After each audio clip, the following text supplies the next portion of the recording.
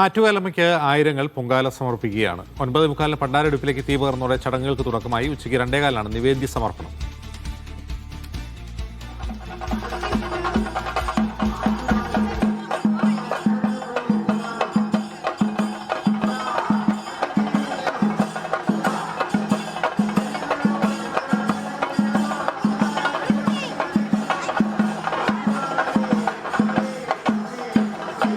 തിരുവനന്തപുരത്ത് അക്ഷയ ചേരുന്നു. വിവരങ്ങളുമായി അക്ഷയ, ഇപ്പോഴെന്താണ് നടക്കുന്നത്?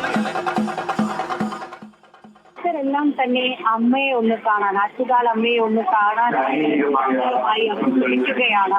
അതായത് ഇന്ന് ചന്ദ്രഗ്രഹണം കൂടെ നടക്കുകയാണ്. 7 മണി നട അടയ്ക്കുന്ന ഒരു കാര്യം കൂടിയുണ്ട്. അതുകൊണ്ട് അമ്മയെ ഒന്ന് കാണുക എന്നുള്ളൊരു കാര്യത്തിന് വേണ്ടി മാത്രം, ആ ഒരു ദർശനത്തിന് വേണ്ടി മാത്രം നിരവധി പേരാണ് നിൽക്കുന്നത്. തന്നെ ഒരുപാട് പേര്, വലിയൊരു ഭക്തജന തിരക്കാണ് ആറ്റുകാൽ ക്ഷേത്രത്തിന് മുൻപിൽ ഇപ്പോൾ ഉള്ളത്. 2:15 ഇനി കൃത്യം 2:15 നിവേദ്യം പൂജിക്കുന്നതിന് വേണ്ടി നിവേദ്യവും ദീപാരാധനയും നടക്കും. അതിനുശേഷം ക്ഷേത്രത്തിൽ നിന്ന് നിയോഗിച്ചിട്ടുള്ള 350ഓളം പൂജാരിമാർ പൊങ്കാല നിവേദ്യത്തിൽ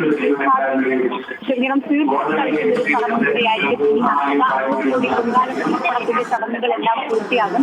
ഇതിന്റെ ഭാഗമായി തന്നെ നടക്കുന്ന ബാലന്മാരുടെ കുത്തിയോട്ടം എന്ന് പറയുന്ന ഒരു അനുഷ്ഠാനം കൂടെ ഇവിടെ നടക്കുന്നുണ്ട്. ഇതുമായി ബന്ധപ്പെട്ട് ഈ കുട്ടികളെല്ലാം തന്നെ ദേവിയുടെ സന്നിധിയിലേക്ക് ഇപ്പോൾ പ്രവേശിച്ചു കഴിഞ്ഞു. ഇനി ആ ചടങ്ങുകൾ, കുട്ടി ചടങ്ങുകളും ഒക്കെ തന്നെയാണ് നടക്കാനുള്ളത്. മറ്റൊരു ചടങ്ങ് എന്ന് പറയുന്നത് കാലപ്പുലിയാണ്. ഇന്ന് ചന്ദ്രഗ്രഹണമായതിനാൽ തന്നെ നേരത്തെയാണ് ഈ കാലപ്പുലി ചടങ്ങുകളൊക്കെ തന്നെ നടക്കുന്നത്. ഇനി 2:15 കൃത്യം 2:15 ഈ പൊങ്കാല നിവേദ്യങ്ങൾ, തീർത്ഥം കളിക്കുന്ന ചടങ്ങുകൾ നടക്കുന്നത്.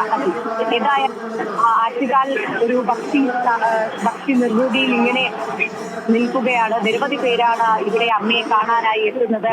തങ്ങളുടെ ആയുരാരോഗ്യ സൗഖ്യത്തിനായി, അതുപോലെ തന്നെ എന്തെങ്കിലും രോഗമുണ്ടെങ്കിൽ അതിന്റെ ശാന്തിക്കായി. അതിന് നിരവധി പേരാണ് പലതരത്തിലുള്ള നിവേദ്യ സമർപ്പണം നടത്തുന്നത്. ചിലർ പായസമായിരിക്കാം, ചിലർ നിവേദ്യ ചോറായിരിക്കാം, മറ്റു ചിലർ മണ്ടക്കുറ്റായിരിക്കാം. അങ്ങനെ ഓരോ നിവേദ്യത്തിനും ഓരോ അർത്ഥങ്ങളാവുന്നത്. അങ്ങനെ ആത്മസമർപ്പണമാണ്. അതായത് 10 ദിവസത്തെ ആ ഒരു ആഘോഷം, ആ 10ാം ദിവസം നാളെയാണ്. ഇന്ന് 9ാം ദിവസം കാർത്തിക നാൾ, അതായത് കുംഭമാസത്തിലെ പൂരം നാളിലാണ് ഇന്ന് പൊങ്കാല നടക്കുന്നത്.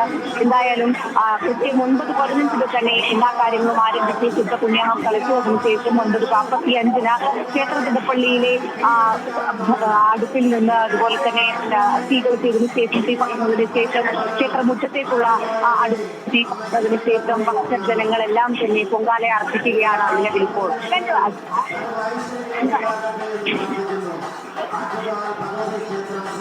ശരി.